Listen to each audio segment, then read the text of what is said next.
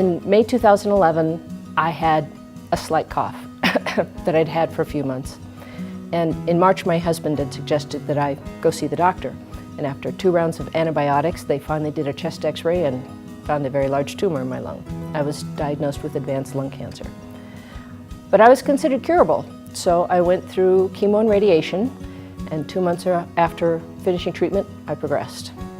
I got a little break in chemo because my white counts were down, and I did more chemo followed by more radiation and progressed again. I had, during that time, sent my tumor tissue for testing in a clinical trial, and they looked at a 10-gene panel, but I didn't have any of them. After my second progression, I happened to remember that I was in Denver and the University of Colorado who'd done my test was in Denver, and I just went over to talk to them to say thank you for including me in the trial. And when I talked to them, they said, we have 2 new tests.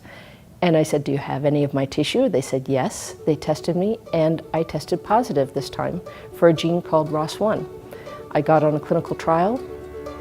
All my signs of cancer were gone as of my first scan, and I've had no evidence of disease for since January 2013 and counting. So new treatments are coming out all the time. When I first went on this trial, there were no other drugs for my ROS1, and now there are 3 in trials. So research is developing very quickly and giving a lot of hope to patients.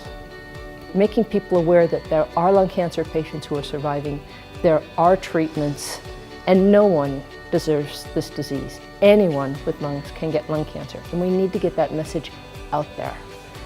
To learn more, go to the website lcam.org. That's for Lung Cancer Awareness Month.